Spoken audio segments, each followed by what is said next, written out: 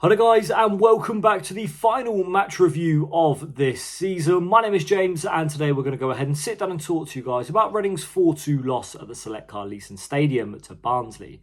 That's right, the Royals were defeated in their final match of the campaign. Last year Reading stopped Blackpool from gaining the final playoff spot, whereas this year we were denied the final playoff spot on the final day of the season. Overall though, the loss doesn't matter in the grand scheme of things, as Leyton Orient went on to win by 4-1 away against Huddersfield Town. We had to ask the Terriers to do us a favour.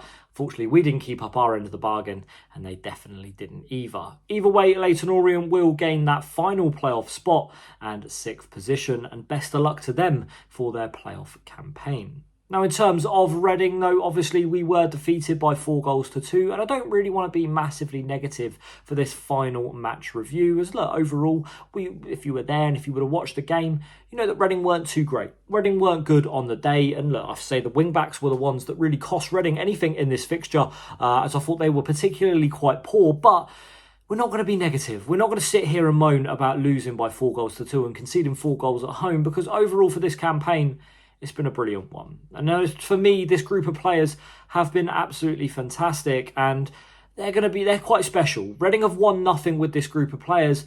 They've won no promotion, but this group of players are special, and I really do feel like this might be the coming of an end of this group. When you take a look overall in the squad, the centre-back partnership, both of them might not even be here next season. Tyler Bindon, obviously off to Nottingham Forest. I can't see him coming back down to League One for another loan spell. Amadou Mbenge's contract is up in the summer. He's attracting interest from Championship clubs. Joel Pereira's contract is out at the end of the season. I can imagine he's going to be attracting interest, as he has been one of the best goalkeepers in the league this season. Take a look at the midfield. Harvey Nibbs is attracting Championship interest. I can imagine teams are going to be looking at Charlie Savage. Chem Campbell will be returning to Wolves. Kelvin Ehibachiman's out of contract. Jaden Wareham's out of contract.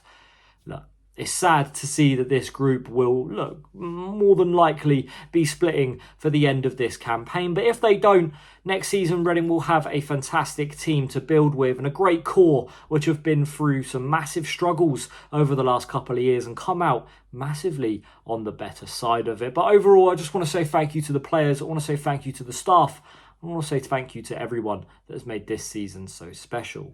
Now, in terms of this match review, though, we'll go ahead and talk about it quickly. Now, Reading had a starting 11 that was unchanged from the Bristol Rovers game. So Joel Pereira starting off in goal. Andre Garcia and Tavonge Rashisha were the wing-backs, with Amadou Mbenge and Tyler Bindon as the centre-back partnership. Lewis Wing, Harvey Nibbs and Charlie Savage as always remain the trio in midfield, while out wide we saw Kelvin Ehibachiman and Chem Campbell, whereas up front was Jaden Wareham. The first half saw Reading have a couple of opportunities, but also Barnsley had a few opportunities themselves too. Reading had a few chances early on from Lewis Wing. There was one from a pile driver just outside the box, which was well saved by the goalkeeper, and a free kick as well, which just went wide off the target. But it was the second half where we saw all of the goals happen, and they started off in the 52nd minute with Stephen Humphreys, who ended up scoring the first goal of the game. It was in the 52nd minute, and it came down the right-hand side of Reading and left-hand side of Barnsley. Tavonge Rashisha well out of position and all the room in the world for Humphreys. He ended up scoring and putting Barnsley 1-0 up. The second goal came not long after the first, and it was in the 57th minute when Jonathan Russell ended up scoring. It was really poor marking, really poor defending, should we say, from Andre Garcia down the left-hand side. A ball came across the box, and Jonathan Russell was there to score and put Barnsley 2-0 up. Reading did get a goal back. It came from Lewis Wing in the 67th minute. It was a good little bit of play from Reading. He beat the offside trap, did Wing, and he put the ball in the back of the net. After that, Davis Keeler Dunn ended up scoring 2 goals, 79th minute and 85th minute for Barnsley, as they ended up going 4-1 up. And then the final goal and the final shot of the season for Reading came from the Billy Goat. It was Billy Bodin, who ended up scoring Reading's final goal of this campaign, as we ended up losing by 4-2. Like we said, the wing-backs weren't great. Overall, though, you could tell there was a bit of a dwell in the air and a bit of dullness in the performances. I feel like Reading kind of knew that Leyton Orient were miles in front and weren't going to concede. But the final end of the table for the season will see Reading finish in 7th place, 46 points on the board. 46 games played, 21 wins, 12 draws and 13 losses, with 75 points on the board. It's been a remarkable campaign. Reading have been through some trials and tribulations. Celes leaving, Hunt coming in, Smith going, Aziz going. Reading have had a great campaign considering everything that's happened outside. We've also learned that Rob Cohig is the new owner of the club. He was there alongside Todd Sinclair. I can't remember his name off the top of my head. But either way, the new owners were in attendance today. And fingers crossed we get a summer that is like any normal football club, where we're rumoured with players to buy them for fees, but not stupid fees, because we don't want to wind up in the situation we were in last time. Either way, look, I thought Reading were poor today. Overall, it doesn't matter.